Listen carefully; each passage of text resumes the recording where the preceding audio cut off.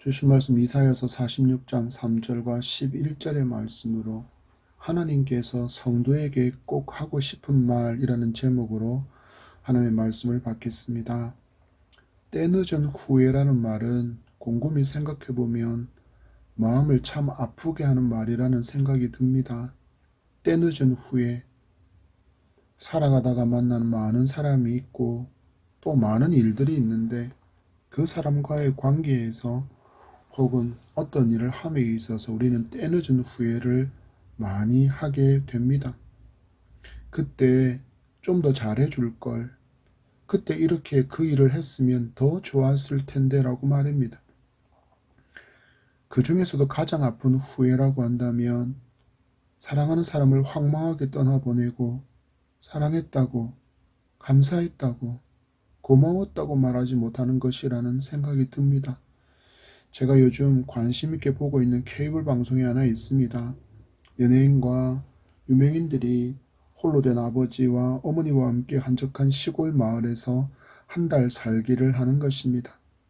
점점 퇴색해가는 효에 관련된 주제로 만들어진 프로그램이라 더 관심이 가는지도 모르겠습니다. 참가한 사람들이 홀로 된 아버지와 어머니와 오다 보니 먼저 곁을 떠나간 부모님에 대한 아쉬움을 인터뷰하는 장면에서 사랑한다고, 감사했다고, 고맙다고 말을 하지 못한 것이 제일 후회가 된다고 말하는 것을 들으면서 깊은 동감이 있는 시간이었습니다. 여러분은 어떻습니까? 사랑하는 부모님께, 남편에게, 아내에게, 자녀들에게, 가족이나 형제들에게 사랑한다, 감사하다, 고맙다는 인사를 자주 전하고 있습니까? 그러시기를 바랍니다. 우리가 그들을 떠나보내든지 우리가 먼저 떠나든지 간에 이 인사를 하지 못하는 것은 때늦은 후회를 하나 더 남기는 것이기 때문입니다. 올 한 해도 달리기 이제는 3분의 2만이 남은 오늘 주일에 우리는 이사야의 말씀을 통해서 하나님께서 성도에게 꼭 하고 싶어하는 말이라는 제목으로 설교를 들으려고 합니다. 계속해서 때늦은 후회에 대해서 말씀드렸는데 그 중에서도 가장 미련한 때늦은 후회가 있다면 복음을 들을 기회를 차버리는 것입니다. 복음이 무엇입니까? 복된 소식, 좋은 소식이지 않습니까? 그런데 복된 소식을 걷어차버리고 좋은 소식을 걷어차버린다면 이것만큼 미련하고 어리석은 통한의 후회를 남길 일은 없습니다.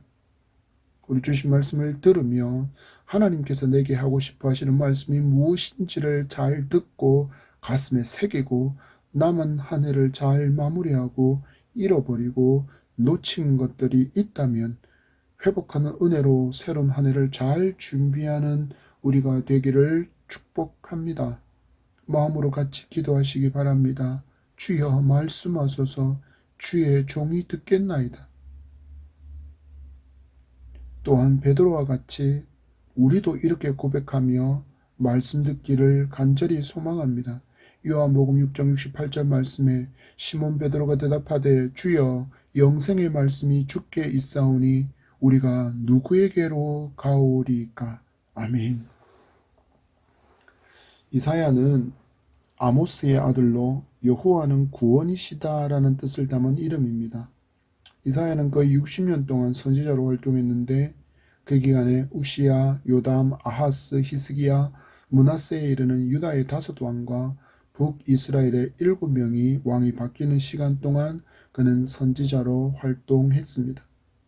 기울어져가는 유다 왕국과 패망하는 북이스라엘을 보며 오직 하나님만이 구원이심을 가르치려는 의도로 이사야서를 기록했습니다. 특히 오실 메시아에 관련된 예언이 많아서 신약 성경에서도 이사야의 예언을 많이 인용하고 또 그 예언이 예수 그리스도로 말미암아 성취되었다는 것을 알려줍니다.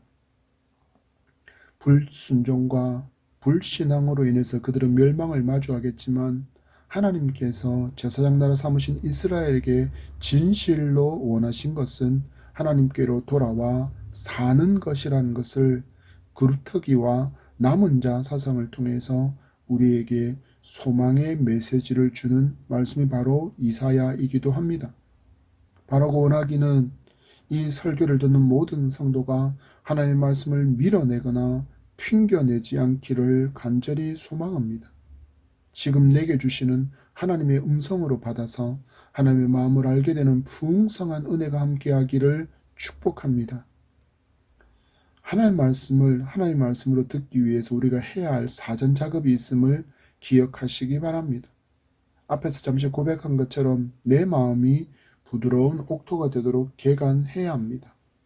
한국은 점점 물 부족을 심하게 경험하고 있습니다. 지금도 전라도나 다른 도서 지역은 기근으로 인해서 바닷물을 음료 가능한 물로 바꾸는 해수 담수화 선박이 섬들을 돌아다니며 수돗물을 공급해 주고 있을 정도입니다. 여러분, 물을 머금고 있다가 말라버린 땅이 어떻게 되는지 알고 계시지 않습니까? 떡하고는 갈라집니다. 우리의 영혼도 마찬가지입니다. 하나님께 주시는 생수를 공급받지 못하면 예전에 경험했던 은혜로 그 은혜의 단비로 잠시는 내 영혼이 마른 땅이 아닌 것처럼 보일 수 있지만 어느 순간 내 영혼이 마른 땅처럼 쩍 하고 갈라지고는 그 틈으로 허탄한 것들이 침투해 옵니다. 또 내 심령이 옥토가 되지 못하면 생명수가 그냥 그 위를 흘러가 버립니다. 여러분, 많은 사람이 밟고 다니는 산책로가 어떻게 됩니까? 딱딱해지지 않습니까? 그러면 비가 와도 빗물이 제대로 스며들지 않고 그 위를 모두 다 흘러가 버립니다. 많은 사람이 교회에 와서 같은 목사에게서 설교를 듣게 되지만 어떤 사람은 그 말씀을 통해서 촉촉하게 생명수를 심령 깊은 곳까지 공급받지만 또 어떤 사람은 딱딱하게 굳은 마음으로 인해서 생명수가 표면만 적시고는 다 흘러가 버립니다. 그러면 예배 마치는 순간 모두 바싹 말라버려 메마른 영혼을 가지고 가정으로 돌아가고 또 한 주간의 삶을 세상의 것들로 떡하고 갈라진 내 심령의 땅에 채우며 살게 됩니다. 이 시간 하나님께서 우리에게 말씀하십니다. 나의 사랑하는 성도여, 내가 너에게 들려주고 싶은 말은 이것이다. 주신 말씀 3절의 말씀입니다. 야곱의 집이여, 이스라엘 집에 남은 모든 자여 내게 들을지어다. 아멘. 하나님이 말씀하시고 싶어 하시는 것은 모든 자여 내게 들을지어다입니다. 곧 하나님의 음성 듣기를 사모하라는 것입니다. 하나님의 음성이 들리는 복된 귀와 심령으로 회복한 은혜가 이 시간 풍성하기를 축복합니다. 하나님의 말씀이 내 심령에 들려야 내 영혼의 생수가 채워지기 때문입니다. 또 하나님은 이스라엘 백성들에게 말씀의 생수로 채워지지 못하는 이유가 하나 더 있다라는 것을 알려주고 계십니다. 읽지는 않았지만 우리 1절, 2절의 말씀을 같이 읽어보겠습니다. 시작. 벨은 엎드려졌고 너브는 구부려졌도다. 그들의 우상들은 짐승과 가축에게 실렸으니 너희가 떠매고 다니던 그것들이 피곤한 짐승의 무거운 짐이 되었도다. 그들은 구부러졌고 그들은 일제히 엎드러졌으므로 그 짐을 구하여내지 못하고 자기들도 잡혀갔느니라. 아멘. 말씀이 채워지지 못하고 있는 이유가 무엇이라고 말씀하고 있습니까? 바로 이스라엘을 채우고 있는 우상 숭배 때문이라고 말씀합니다. 그리고 하나님은 이 우상의 실체를 이렇게 말씀하십니다. 짐승과 가축에게 실려가는 존재, 짐승에게까지 무거운 짐만 되는 존재, 스스로 아무것도 할 수 없는 무능한 존재. 그런데 이스라엘이 그랬던 것처럼 놀랍게도 우리도 이런 존재를 하나님처럼 받들어 섬기고 있을 때가 너무 많습니다. 손쉽게 내 손을 휘저으면 잡히는 바로 그런 존재로 나의 도움과 능력으로 삼고 살아간다는 것입니다. 이런 말이 있지 않습니까? 법은 멀고 주먹은 가깝다. 하나님은 왠지 너무 멀리 계신 것 같고 내가 필요할 때 즉각 반응해 주시지 않으니 내 손에 잡힌 것들로 나의 도움과 능력으로 삼으려고 하는 삶의 태도가 우리의 삶에 너무 많다는 것입니다. 이 말씀을 오해하지는 마십시오. 뉴스를 통해서 어떤 여자 집사님이 아픈 자녀를 병원에 데려가지 않고 목사와 기도 원장을 불러서 안수 기도를 통해서만 낫게 하겠다는 이상한 신념으로 치료 시기를 놓쳐서 죽음에 이르겠다는 소식을 여러분도 들으셨을 겁니다. 이런 접근을 말씀드리는 것이 아닙니다. 아픈 아이를 안고 병원에 갈 때 하나님께 어떤 은혜도 도움도 긍휼도 능력도 간구하지 않은 채 오직 병원의 기술만이 유일한 나의 도움과 능력인 것처럼 여기지 말라라는 것입니다. 이것들이 우리에게는 돈이 우상이 될 수 있고 또 권력이 우상이 될 수 있으며 또한 유명세가 우상이 될 수 있습니다. 이것들만 있으면 내 삶이 좀 더 나아질 것이라고 여기는 것을 멈추라는 것입니다.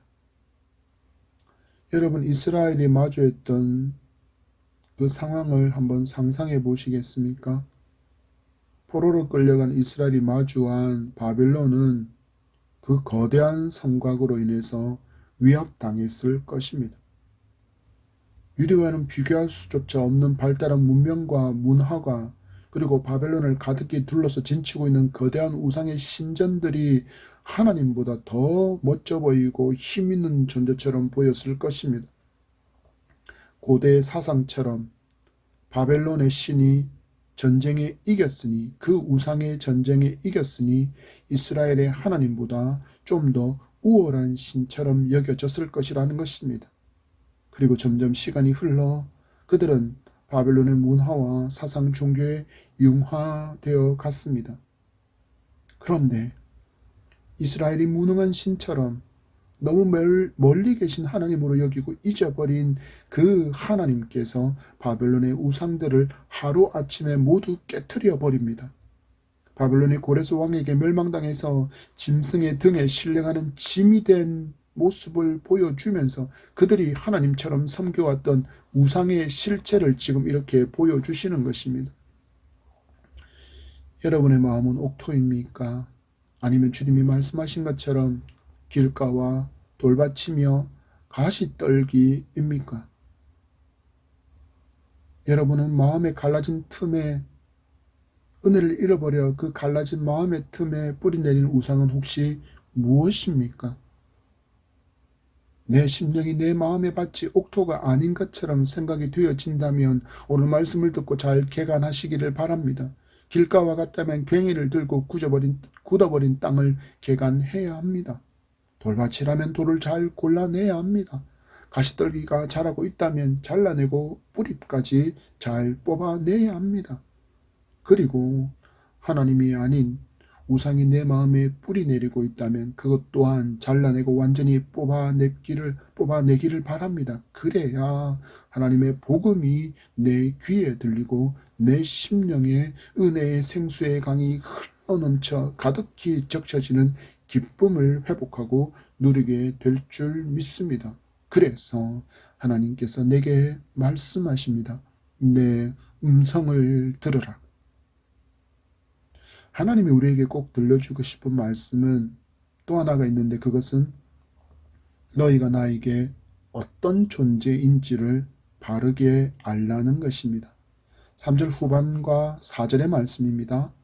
배에서 태어남으로부터 내게 안겼고 태에서 남으로부터 내게 업힌 너희여 너희가 노년에 이르기까지 내가 그리하겠고 백발이 되기까지 내가 너희를 품을 것이라 내가 지었은즉 내가 업을 것이요 내가 품고 구하여 내리라. 아멘. 하나님이 누구십니까?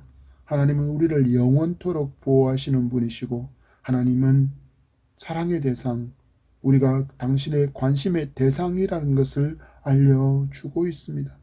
말씀을 잘 들어보십시오. 배에서 태어남으로부터 내게 안겼고 태에서 남으로부터 내게 업힌 너희여 라고 말씀합니다.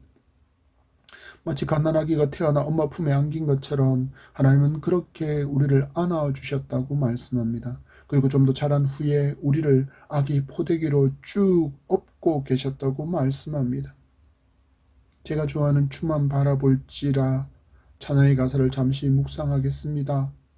하나님 사랑의 눈으로 너를 어느 때나 바라보시며 하나님이 인자한 귀로서 언제나 너에게 기울이시니 어두움에 밝은 빛을 비춰주시고 너의 작은 신음에도 응답하시는 하나님, 그 하나님만 바라보는 것이 우리의 힘이며 능력이라는 고백이 바로 주만 바라볼지라의 찬양의 가사입니다.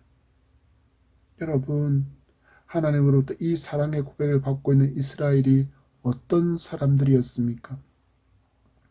하나님을 불신하고 하나님께 불순종하며 하나님이 아닌 다른 것으로 자신의 신으로 능력으로 도움으로 삼아서 살아갔던 사람입니다. 그럼에도 하나님은 그들이 당신에게 어떤 존재라고 말씀합니까? 4절을 통해 하나님의 사랑 고백을 다시 들어보십시오. 너희가 노년에 이르기까지 내가 그리하겠고 백발이 되기까지 내가 너희를 품을 것이라고 내가 지었은즉 내가 업을 것이요 내가 품고 구하여 내리라고 말씀합니다. 우리는 아이가 조금만 자라서 무거워지면 더 이상 안아주지 못하고 또 포대기에 담아 업어주지 못합니다. 그런데 하나님을 보십시오. 하나님은 아닙니다. 졸지도 아니하시고 주무시지도 아니하시는 전능의 하나님은 당신의 자녀가 노년이 되어도 심절이 백발이어도 우리를 바라보시며 우르르 깍꿍 하신다는 것입니다. 이 사랑이 주저앉고 넘어진 우리를 여전히 붙들고 계셨다는 것을 기억하시기 바랍니다. 성도는 이처럼 놀라운 하나님의 사랑을 받는 존재라는 것을 하나님은 이사야서를 통해서 알게 하고 싶어 하시는 것입니다. 여기에 더해서 하나님은 죄로 절망하고 탄식하는 우리를 구원하시려고 당신의 아들 예수 그리스도까지 십자가에서 못 박아 죽이시고 우리를 살리셨습니다. 그것도 사랑받을 만한 어떤 자격도 없는 바로 그때 이 놀라운 사랑이 우리에게 나타났다라고 이야기합니다. 바울은 이 사랑을 이렇게 노래하고 있습니다. 로마서 5장 8절입니다. 우리가 아직 죄인 되었을 때 그리스도께서 우리를 위하여 죽으심으로 하나님께서 우리에 대한 자기의 사랑을 확정하셨느니라. 아멘. 우리 주님은 또 이렇게 당신의 사랑을 말씀하십니다. 요한복음 13장 1절 말씀에 6월절 전에 예수께서 자기가 세상을 떠나 아버지께로 돌아가실 때가 이른 줄 아시고 세상에 있는 자기 사람들을 사랑하시되 끝까지 사랑하시니라. 아멘.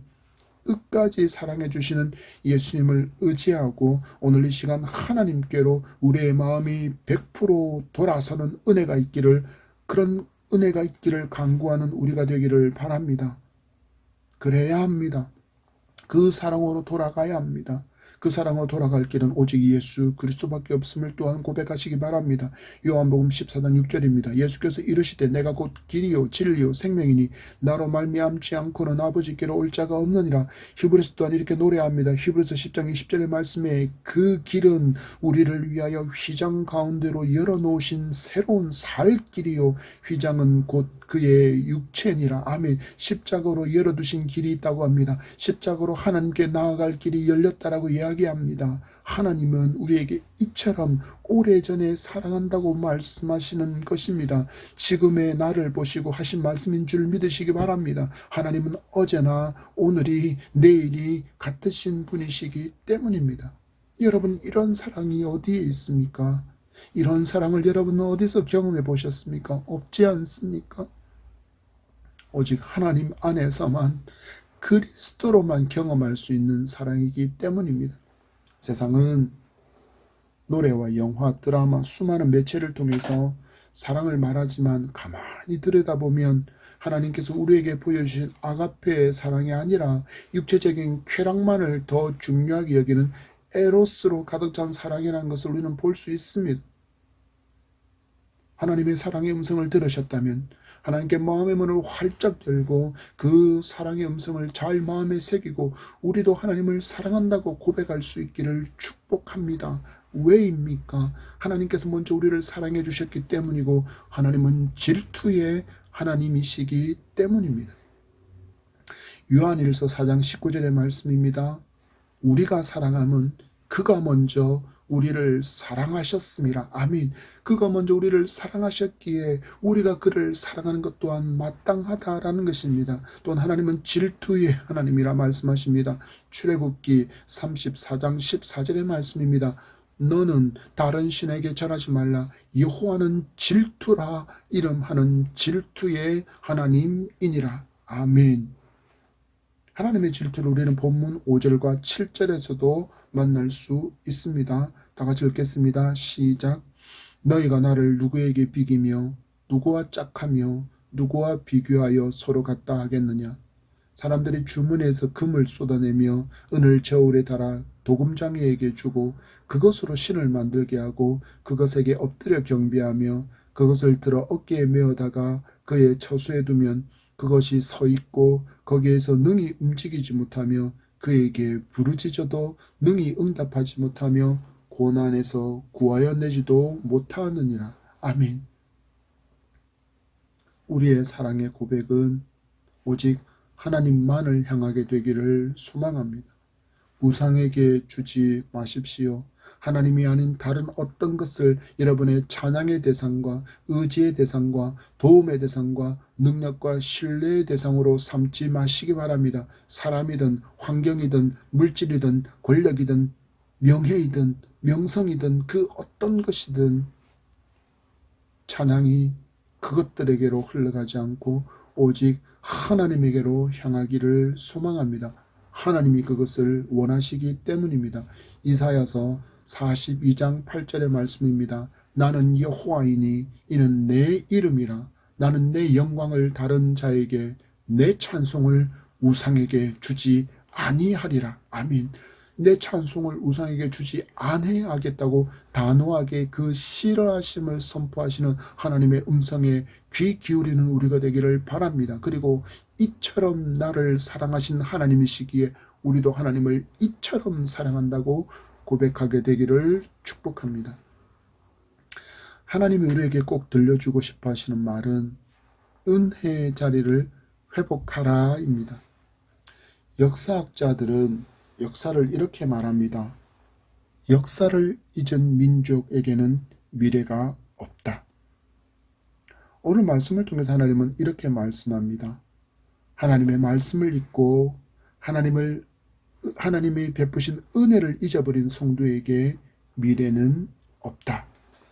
9절과 11절의 말씀입니다. 다 같이 읽겠습니다. 시작. 너희는 옛적 일을 기억하라. 나는 하나님이라. 나 외에 다른 이가 없느니라. 나는 하나님이라. 나 같은 이가 없느니라. 내가 시초부터 종말을 알리며 아직 이루지 아니한 일을 옛적부터 보이고 이르기를 나의 뜻이 설 것이니 내가 나의 모든 기뻐하는 것을 이루리라 하시노라. 내가 동쪽에서 사나운 날짐승을 부르며 먼 나라에서 나의 뜻을 이룰 사람을 부를 것이라. 내가 말하였은즉 반드시 이룰 것이요 계획하였은즉 반드시 시행하리라. 아멘. 무엇을 말씀하십니까? 옛적 일을 기억하라고, 받은 은혜를 기억하라고 말씀하십니다. 이스라엘 백성들에게 일어난 놀라운 구원의 역사를 받은 그 은혜를 이스라엘은 기억해야 한다는 것입니다. 아브라함을 통해서 민족을 이루시겠다는 언약을 주셨고 모세와 여호수아를 통해서 통치 이념인 율법과 영토를 주신 하나님은 그들을 제사장의 나라가 되게 하셨습니다. 430년 애굽에서의 노예 해방 그들의 힘이 아니라 전적인 하나님의 은혜로 된 것입니다. 멸망해도 이상하지 않은 그 홍해 그리고 범람하는 요단강을 마른 땅으로 건넌 일 가나안의 곡식을 먹기 전까지 매일 내렸던 하늘의 양식인 만나 목마르지 않도록 샘솟았던 광야의 샘물 옷이 해지지 않고 신발도 닳지 않도록 하신 그 모든 은혜를 베푸신 하나님을 이스라엘이 지금 잊어버리고 살아가고 있다라는 것입니다. 여러분도 이 믿음과 생활 가운데 하나님의 큰 은혜를 경험했던 때가 있지 않습니까? 기적적으로 예수님을 만났고 혹은 예수님을 믿은 후에 병고침도 받기도 하고 삶의 어려운 문제가 기적적으로 해결되는 일도 경험하셨을 것입니다. 그런데 옛날 사진이 가득한 앨범이 장식장에서 빠져나와서 내 눈앞에 펼쳐지지 않으면 그것은 그냥 기억 저편에는 추억으로만 남아있을 뿐이라는 것을 기억해야 합니다. 그 앨범을 꺼집어내어서 내 눈앞에 펼쳐 놓을 때 그것은 추억이 되고 우리는 그것을 다시 떠올릴 수 있는 것입니다. 여러분, 하나님은 우리에게 베풀어 주셨던 그 은혜의 때를 기억하라고 말씀합니다. 여전히 우리에게 임하고 있는 그 하나님의 은혜를 기억하라고 말씀합니다. 하나님은 그때도 지금도 동일하신 하나님을 믿으시기 바랍니다. 그 은혜를 기억하시고 다시 은혜의 자리로 일어서고 회복하는 우리에게를 축복합니다. 그때 일하시고 나를 도우셨던 하나님은 백발이 된 나를 여전히 안고 또한 업고 계시기에 우리는 지금도 일할 수 있습니다. 제가 계속해서 하는 표현이 있지 않습니까? 하나님은 나이 들어있는 백발이 된 나를 보시며 무게 권사야, 목사야, 장로야 하지 않고 그냥 얘야 라고 부르신다고. 그 하나님께서 멈춰서 있는 그 자리에서 일어서기를, 회복하기를, 용기 내기를 기다리시며 말씀하십니다. 11절의 말씀에서 우리는 반드시라는 단어가 반복되고 있다는 것을 주목해야 합니다. 반드시라는 단어도 강조의 의미를 갖는데 반복되어진다라는 것은 강조에 강조를 더하고 있는 것입니다. 무엇입니까? 나의 뜻을 이룰 사람을 하나님은 부르고 계신다 말씀합니다. 전능의 하나님께서 우리를 지금 잃어버린 그 사명의 자리로, 놓치고 살았던 그 은혜의 자리로 다시 부르고 계십니다. 이 음성을 하나님께서 우리가 듣기를 원하십니다. 우리 하나님의 음성을 기억하며 우리의 평생을 돌봐주시겠다고 약속하시는 하나님이심을 믿읍시다. 영원토록 나에게서 떠나지 않겠다고 약속하시는 하나님이심을 믿읍시다. 그리고 회복합시다. 예배가 회복됩시다. 기도가 회복됩시다. 찬양이 회복됩시다. 섬김이 회복됩시다. 전도가, 선교가, 이웃사랑의 실천이 회복됩시다. 그래서 하나님의 나라와 의가 여러분을 통해서 아름답게 확장되는 나의 뜻을 이룰 그 사람이 바로 여러분 되기를 축복합니다. 이사야서가 쓰인 것은 지금으로부터 대략 2700년 전입니다. 그때 하나님은 이 말씀 앞에 서 있는 나를 보시고 이 말씀을 지금 내가 받기를 원하십니다. 우리 이 하나님의 음성에 아멘으로 화답하기를 소망합니다.